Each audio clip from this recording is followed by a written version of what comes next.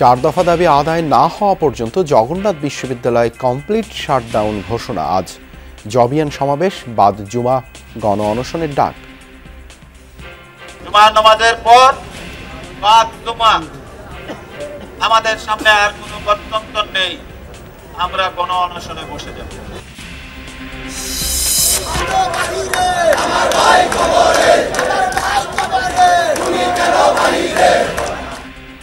সাম্য হত্যার প্রতিবাদে আজ উত্তাল ঢাবি ক্যাম্পাস। ছাত্রদলের বিক্ষোভ সমাবেশ থেকে ভিসির পদত্যাগ দাবি, হয়নি ক্লাস পরীক্ষা। সারা বাংলাদেশে এই ছাত্রলীগের বিচারের দাবিতে আবারও মার্চ ফর জাস্টিস কর্মসূচিটা পালন করব আমরা। মালয়েশিয়ায় আবারও উন্মুক্ত হচ্ছে জনশক্তি রফতানির দুয়ার। প্রথম ধাপে প্রায় ৮,০০০ শ্রমিক নেবে দেশটি, জানালেন শ্রম উপদেষ্টা। এনবিআর বিলুপ্তির অধ্যাদেশ বাতিলের দাবিতে কর্মকর্তা কর্মচারীদের কলম বিরতি, ব্যাহত হচ্ছে রাজস্ব আদায়। আমরা রেভিনিউ আদায় করতে পারতেছি না, কলম বিরতির কারণে কাস্টম কোনো সিগনেচার করতেছে। এক্সপোর্টের অনেকগুলো কাজ থাকে, ওই কাজগুলো আমার এখানে আসার কারণে ওই দিকে আমি আর যেতে পারছি না।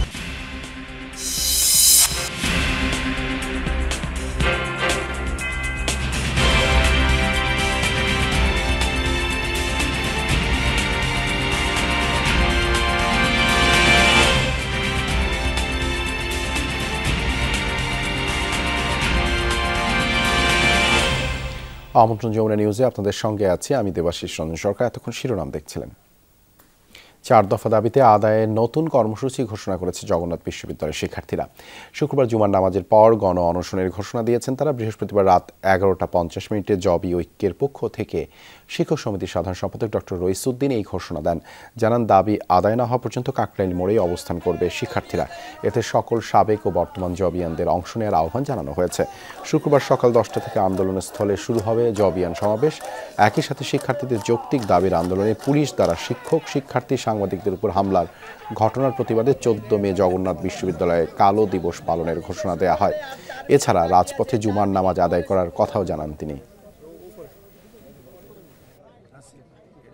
আমরা কর্মসূচি ঘোষণা করছি, সাবেক এবং বর্তমানদের সমাবেশ হবে সকাল 10টায়। সেই সমাবেশের পরে জুমার নামাজের পর বাদ জুমা আমাদের সামনে আর কোনো গত্যন্তর নেই, আমরা গণ অনশনে বসে যাব। আরও জানাতে কাকরাইল থেকে যোগ দিচ্ছেন সহকর্মী তাজনুর ইসলাম। তাজনুর, ঘোষিত কর্মসূচি থেকে আর কি কি ঘোষণা এলো? না দেখুন, সবশেষ আপনাকে আগের বুলেটিনে যেমনটি বলছিলাম যে আগামীকালকের যে কর্মসূচি, সেই কর্মসূচির যে সার্বিক যে ব্রিফিং কিংবা সেই সার্বিক যে নির্দেশনা, সেটি শিক্ষার্থীদের মধ্যে এরই মধ্যে দেওয়া হয়েছে। তবে একটি তথ্য একটু যুক্ত করতে চাই। এই মুহূর্তে যারা কাকরাইল মসজিদের এই চত্বরে, বিশেষ করে যমুনা অভিমুখে যাওয়ার যে সড়কটি, আপনি দেখতে পাচ্ছেন যে এখনও ব্যারিকেডের সামনে সখানে শিক্ষার্থী এখনও অবস্থান করছেন। তারা মূলত রাতভর এখানে অনেকেই অবস্থান করবেন, যদিও এরই মধ্যে অনেকেই ঢাকায় যারা খুব কাছাকাছি দূরত্বে থাকেন তারা এরই মধ্যে চলে গিয়েছেন। মূলত আগামীকাল সকালে যেই কর্মসূচির ঘোষণা এরই মধ্যে দেওয়া হয়েছে, সাবেক বর্তমান শিক্ষার্থীদের সমন্বয়ে যে সমাবেশের ঘোষণা দেওয়া হয়েছে, সেটির প্রস্তুতির ব্যাপারে যেই সার্বিক যে যোগাযোগ যার যার তরফ থেকে, সেই যোগাযোগের ব্যাপারে এরই মধ্যে শিক্ষকদের তরফ থেকে নির্দেশনা দেওয়া হয়েছে এবং সেই তৎপরতাই কিন্তু আমরা সবার মধ্যে দেখতে পেয়েছি। তবে যারা এখানে অবস্থান করছেন তারা যেমনটি গতকাল রাতেও অসংখ্য শিক্ষার্থী এখানে অবস্থান করেছিলেন, সেরকম ধারাবাহিকতায় যেই বিষয়টি, যেই দাবির বিষয়ে 3 দফা দাবি সবশেষ যেটি যুক্ত করা হয়েছে, সেই বিষয়ে তারা আসলে এখন পর্যন্ত অনড় রয়েছেন এবং তারা যেমনটি বলছেন যে এই দাবি বিষয়ে সুস্পষ্ট নির্দেশনা ছাড়া তারা আসলে এই জায়গাটি ত্যাগ করবেন না, বরং কালকের যে নির্দেশনা যে বাদ জুমা অর্থাৎ জুমার নামাজের পর তারা গণ অনশনের যে ঘোষণা দিয়েছেন, সেইটার ব্যাপারে এর মধ্যে আসলে তারা কথাবার্তা বলছেন। তবে শিক্ষার্থীদের মধ্যে আপনি দেখতে পাচ্ছেন যে বেশ রকমের উন্মাদনা, তারা আসলে বিভিন্নভাবে সময় কাটাচ্ছেন, নানান রকম স্লোগান দিচ্ছেন কিছুক্ষণ পর পর, বা কেউ কেউ বিভিন্ন রকমের, যেমন এই মুহূর্তে আপনি দেখতে পাচ্ছেন যে একটি গ্রুপ এখানে আসলে গান গাইছেন। সব মিলিয়ে আসলে সময় কাটানোর জন্য যে রকমের তৎপরতা সেইগুলো আসলে দেখা যাচ্ছে। তবে সবশেষ যেটি ব্যাপার যে আগামীকালকের দিনটি, সেটিকে আসলে গুরুত্বপূর্ণ ধরে কালকের কর্মসূচিকে কিভাবে সফল করা যায় সেই ব্যাপারে সার্বিক যে তৎপরতা, সেই তৎপরতা রয়েছে জগন্নাথ বিশ্ববিদ্যালয়ের শিক্ষার্থীদের মধ্যে। দেবাশিস, ধন্যবাদ তাজনুর যুক্ত হবার জন্য। এর আগে আবাসন ব্যবস্থা সহ 4 দফা দাবিতে আদায় না হওয়া পর্যন্ত জগন্নাথ বিশ্ববিদ্যালয়ে শাটডাউনের ঘোষণা দেওয়া হয়। বিশ্ববিদ্যালয়ের শিক্ষক সমিতির সাধারণ সম্পাদক অধ্যাপক রইস উদ্দিন জানান, ন্যায্য দাবি আদায় করেই ক্লাসরুমে ফিরবে শিক্ষক শিক্ষার্থীরা।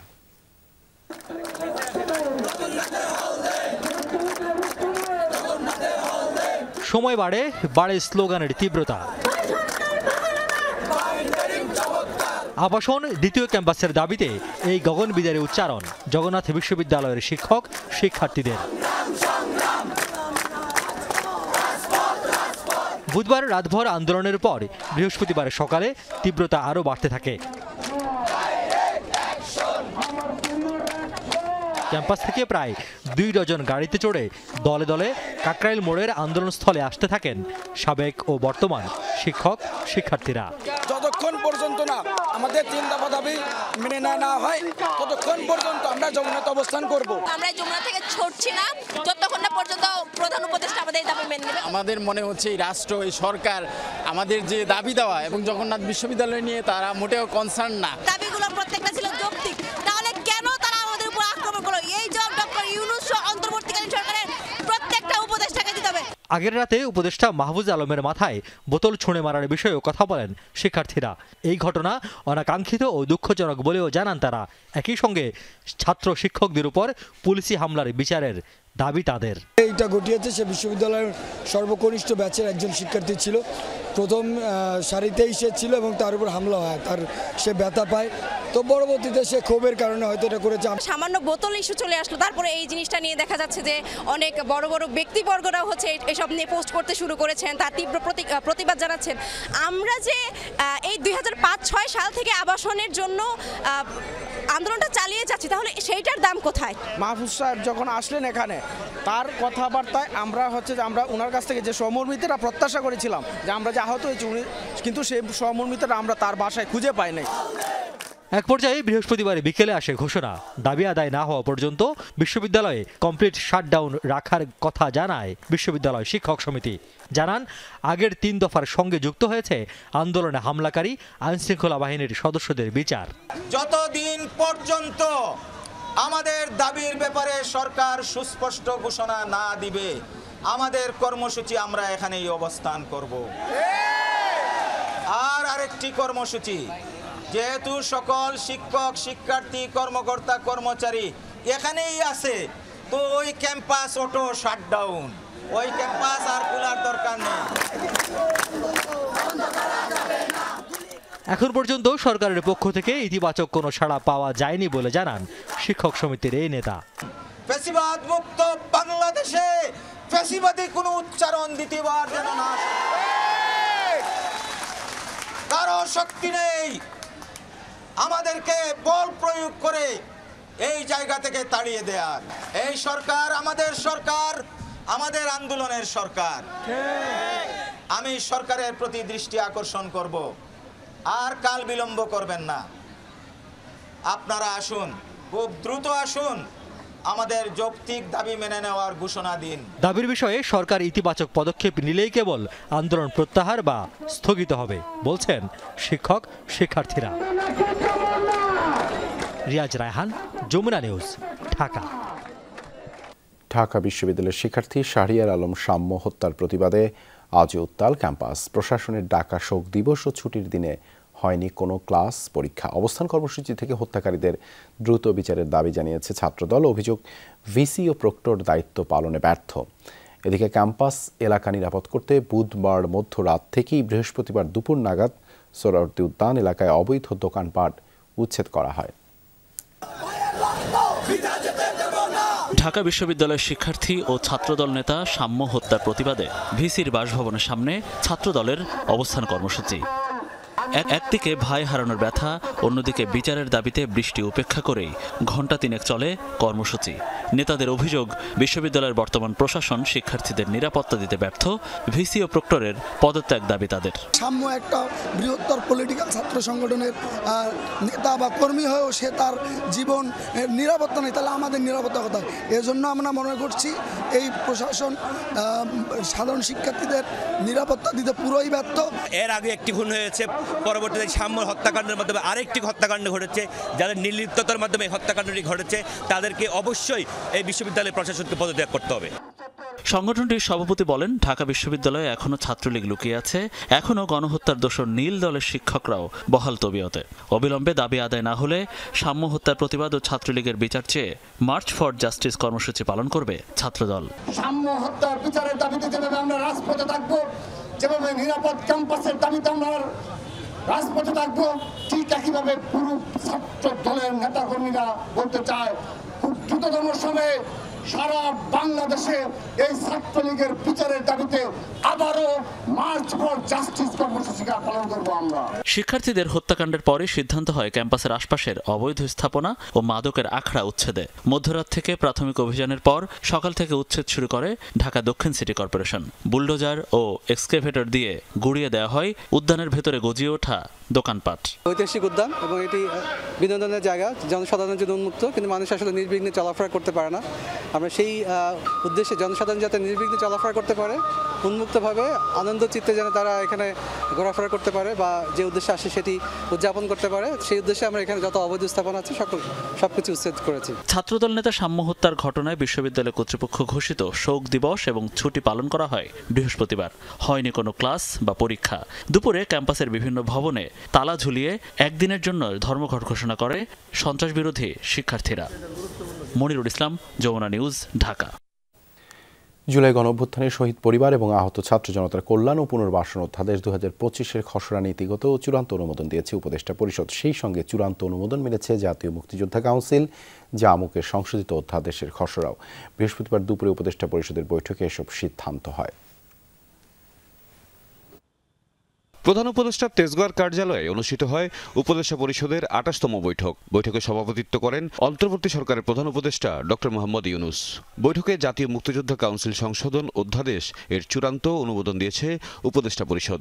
এছাড়া বৈঠকে জুলাই গণ অভ্যুত্থানে শহীদ পরিবার এবং আহত ছাত্র জনতার কল্যাণ ও পুনর্বাসন অধ্যাদেশের খসড়া পুনর্গঠন সহ সার্বিক পর্যালোচনার জন্য উপদেষ্টাদের সমন্বয়ে একটি কমিটি গঠন করা হয়েছে। মুক্তিযুদ্ধ বিষয়ক মন্ত্রণালয় এই কমিটিকে সাচিবিক সহায়তা প্রদান করবে। এছাড়াও জাতীয় মুক্তিযোদ্ধা কাউন্সিল সংশোধন অধ্যাদেশ 2025-এর খসড়া লেজিসলেটিভ ও সংসদ বিষয়ক বিভাগের ভেটিং সাপেক্ষে চূড়ান্ত অনুমোদন করা হয়েছে। সরকারি ব্যয় বৃদ্ধি ব্যতীত জাতীয় জিন ব্যাংকের ভবন ও সংশ্লিষ্ট অবকাঠামোর যথোপযুক্ত ব্যবহারের একটি পূর্ণাঙ্গ প্রস্তাবের সারসংক্ষেপ উপদেষ্টা পরিষদের বৈঠকে উপস্থাপন করা হয়। এ লক্ষ্যে পরিকল্পনা মন্ত্রণালয়ের উপদেষ্টার নেতৃত্বে একটি কমিটি গঠন করা হয়েছে। উপদেষ্টা পরিষদের বৈঠকে আলোচনা অনুযায়ী বাংলায় প্রণীত ড্রেজিং ও ড্রেসড ম্যাটেরিয়ালস ব্যবস্থাপনার নীতিমালার খসড়া অনুমোদন করা হয়েছে। এতে হাইড্রোগ্রাফিক জরিপ সম্পন্ন করে ইজারা কার্যক্রম গ্রহণ করা, সূর্যাস্তের পর বালু উত্তোলন বন্ধ এবং অবৈধভাবে উত্তোলিত বালু নিলামে বিক্রি না করে সরকারি প্রতিষ্ঠানে নির্মাণ কাজে ব্যবহার করার বিধান অন্তর্ভুক্ত করা হয়েছে। তৌহিদ মিথুন, যমুনা নিউজ, ঢাকা। 1 বছর বন্ধ থাকার পর আবারও মালয়েশিয়া শুরু হচ্ছে জনশক্তি রফতানি। বৃহস্পতিবার বিকেলে পুত্রজায়ায় দেশটির মানব সম্পদ উন্নয়ন ও স্বরাষ্ট্র মন্ত্রণালয়ের সাথে বৈঠকের পর এই সিদ্ধান্তের কথা জানান শ্রম উপদেষ্টা ডক্টর আসিফ নজরুল। জানানো হয়, গত বছর আটকে পড়া শ্রমিকদের ধাপে ধাপে এবং পরবর্তীতে অগ্রাধিকার ভিত্তিতে আরও বাংলাদেশিদের নেওয়া হবে। মালয়েশিয়া থেকে আব্দুল্লাহ তুহিন জানাচ্ছেন বিস্তারিত। নিজস্ব প্রয়োজন ও চাহিদা ফুরিয়ে যাওয়া ছাড়াও জনশক্তি রপ্তানির এই প্রক্রিয়া নানা জটিলতায় কর্মী পাঠাতে প্রায় হোঁচট খায় বাংলাদেশ। অন্যতম বড় এই বাজারটি দ্রুত চালু করা এবং যথাযথ শৃঙ্খলা ফিরিয়ে আনতে দুদেশের উচ্চ পর্যায়ের বৈঠক হয় কুয়ালালামপুরে। উভয় পক্ষের সফল আলোচনার পর জানানো হয়, প্রথম ধাপে 1 বছর আগে আটকে পড়া বাংলাদেশিদের সুযোগ দেওয়ার বিষয়টি অগ্রাধিকার পাবে। এটা নাম্বার ছিল 17,000-এর মতো। তো এটা ভিত্তিতে আমরা অনেক আলোচনা করেছি। তো তারা বলেছে তারা ব্যাচ ওয়াইজ নিবে। তো প্রথম ব্যাচ হিসাবে 7,926 জনের তালিকা ওনারা চূড়ান্ত করেছেন। অন্তর্বর্তী সরকারের উপদেষ্টা জানান, মালয়েশিয়ার পক্ষ থেকে বলা হয় আগামী কয়েক মাসে 1.5 লক্ষেরও বেশি জনশক্তি প্রয়োজন তাদের। সেক্ষেত্রে সবচেয়ে বেশি জনশক্তি নেওয়া হবে বাংলাদেশ থেকে। মালয়েশিয়ার যে ইন্টেরিয়র হিউম্যান রিসোর্স মিনিস্টার আছে, উনি আশ্বস্ত করেছেন লোক দেওয়ার ক্ষেত্রে বাংলাদেশকে সর্বোচ্চ অগ্রাধিকার দেওয়া হবে। এছাড়াও অন্যান্য দেশের মতো বাংলাদেশি কর্মীদের ক্ষেত্রেও মাল্টিপল ভিসা দেওয়ার কার্যকর আশ্বাস দেওয়া হয় মালয়েশিয়ার পক্ষ থেকে। আমাদের শ্রমিকরা মাল্টিপল ভিসা পায় না, সিঙ্গেল এন্ট্রি পায়। অন্য দেশের শ্রমিকরা পায় মাল্টিপল এন্ট্রি। তো এটা নিয়ে বেশ কিছুক্ষণ কথা হয়েছে। উনি আমাদেরকে শুধু প্রতিশ্রুতি দেন নাই, ওনার সাথে যারা কর্মকর্তারা ছিল তাদেরকে এই ব্যাপারে দ্রুত পদক্ষেপ নেওয়ার জন্য নির্দেশ দিয়েছেন। দুটি মন্ত্রণালয়ের সাথে আলাদা বৈঠক করলেও এই বিষয়ে আনুষ্ঠানিকভাবে কোনো সংবাদ সম্মেলন করেননি উপদেষ্টা আসিফ নজরুল। তবে সামাজিক যোগাযোগ মাধ্যমে নিজস্ব অ্যাকাউন্টে ভিডিও পোস্টের মাধ্যমে তিনি জানান, অবৈধভাবে থাকা বাংলাদেশিদের বৈধতা দেওয়ার বিষয়টিও বিবেচনা করছে মালয়েশিয়া। বিশেষজ্ঞরা বলছেন, শ্রম জনশক্তির এই বাজারটি যারা নিয়ন্ত্রণ করেন তাদের ভিতরে পারস্পরিক দ্বন্দ্ব এবং পারস্পরিক সহযোগিতা না থাকার কারণে বারবার হোঁচট খায় এই জনপ্রিয় বাজারটি। তাই তাদের ভিতরে শৃঙ্খলা ফিরিয়ে আনাটাই এখন প্রধান দায়িত্ব বলে মনে করছেন তারা। Abdullah Tuhin, Jamuna news, Kuala Lumpur, Malaysia. দেশব্যাপী চলছে এনবিআর বিলুপ্তির অধ্যাদেশ বাতিলের দাবিতে আন্দোলন। থমকে গেছে রাজস্ব আদায় কার্যক্রম। কলম বিরতি কর্মসূচিতে অংশগ্রহণ করেছে রাজস্ব খাতের বিপুল সংখ্যক কর্মকর্তা কর্মচারী। বৃহস্পতিবার সকাল 10টায় শুরু হওয়া এই কার্যক্রম চলে 3টা পর্যন্ত। আন্দোলনরত কর্মকর্তারা জানান, শুধু বিলুপ্ত করলেই হবে না, টেকসই সংস্কার দরকার। এনবিআর বিলুপ্তির অধ্যাদেশ জারির পর দেশের বেশিরভাগ রাজস্ব দপ্তরের এমন চিত্র।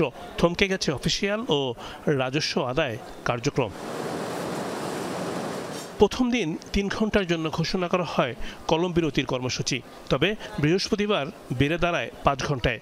আগারগাঁও রাজস্ব ভবনের বড় সংখ্যক কর্মচারী এই কর্মসূচিতে অংশ নেয়। কর্মসূচি নিয়ে বিবৃতি দিয়েছে এনবিআর সংস্কার ঐক্য পরিষদ। বলা হয়, রাজস্ব পরামর্শ কমিটির সুপারিশ বাস্তবায়ন করতে হবে। শুধু ঢাকাতেই নয়, চট্টগ্রাম কাস্টমস হাউসেও পালন করা হয় কলম বিরতি কর্মসূচি। ব্যাহত হয় সার্বিক কর্মকাণ্ড। কাজের ক্ষতি হচ্ছে, আমরা কোনো ডেলিভারি দিতে পারতেছি না, কাস্টমারের কাজ সমাধান হচ্ছে না, ডিউটি পেমেন্ট করতে পারতেছি না। কাস্টমারের কারণে এখন সর্বদিকে বন্ধ। কারণ আমাদের অপরাধ নাকি শ্রীনগর কাস্টম সরকার, জেডি সরকার এরা ভুক্তভোগী। এক্সপোর্টে অনেকগুলো কাজ থাকে, তো ওই কাজগুলো আমার এখানে আসার কারণে ওই দিকে আমি আর যেতে পারছি না। এদিকে দ্বিতীয় দিনের মতো কর্মসূচি পালন করে বেনাপোল কাস্টমস হাউস। থমকে যায় আমদানি রপ্তানি বাণিজ্য। আন্দোলনের ফলে আমরা ব্যবসায়ীরা মারাত্মক ক্ষতিগ্রস্ত হচ্ছি। ভারত থেকে 2 দেশের মধ্যে আমদানি রপ্তানি বাণিজ্য একদম বন্ধ আছে। বন্দর থেকে কোনো পণ্য খালাসও হচ্ছে না। কর্মবিরতির কারণে এখানে মালামাল খালাস প্রক্রিয়া ব্যাহত হচ্ছে এবং সেক্ষেত্রে রাজস্ব আদায়ে বাধা এবং জটিলতা সৃষ্টি হচ্ছে। 2 দিনে বিসিএস, আয়কর ও কাস্টমস অ্যাসোসিয়েশন থেকে পদত্যাগ করেছেন অন্তত 20 জন কর্মকর্তা। শনিবার আবারও সকাল 10টা থেকে বিকাল 3টা পর্যন্ত চলবে এই কর্মসূচি। রিমন রহমান, যমুনা নিউজ, ঢাকা। গোপালগঞ্জে বাস ও ট্রাকের মুখোমুখি সংঘর্ষে নিহত হয়েছেন 3 জন, আহত অন্তত 28 যাত্রী। বৃহস্পতিবার রাতে ঢাকা খুলনা মহাসড়কের কাশিয়ানী উপজেলার ফুকরা এলাকায় এই দুর্ঘটনা ঘটে। এতে মহাসড়কে যানবাহন চলাচল বন্ধ থাকে কিছু সময়। কাশিয়ানী থানার ওসি জানান, খুলনা থেকে ছেড়ে আসা বলেশ্বর পরিবহনের বাসটি চট্টগ্রাম যাচ্ছিল। পথে দ্রুতগামী ট্রাকের সাথে সংঘর্ষ হয়। ঘটনাস্থলেই মারা যান ট্রাকের ড্রাইভার সহ 3 জন। নিহতদের পরিচয় এখনও শনাক্ত করা যায়নি। গুরুতর আহত 18 জনকে গোপালগঞ্জ জেনারেল হাসপাতালে ভর্তি করা হয়েছে।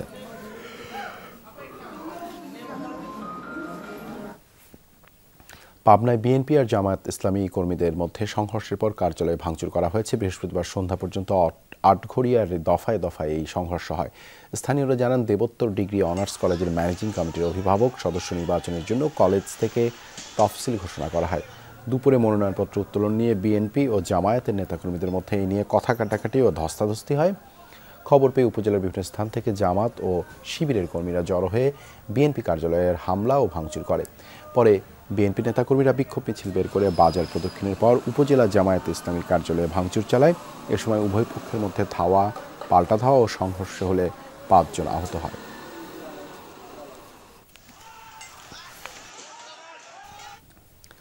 মাদারীপুর সহ দেশের 3 জেলায় বজ্রাঘাতে নিহত হয়েছেন 4 জন। বৃহস্পতিবার বিকেলে মাদারীপুরের সদরের চর গোবিন্দপুর আর চর কুলপদ্দি এলাকায় বজ্রাঘাতে 2 জন মারা যান। নিহত কাজল মোল্লা ইটভাটায় কাজ করার সময় ও নিহত হাফিজ মোরল ধান কাটার সময় বজ্রপাতের শিকার হন।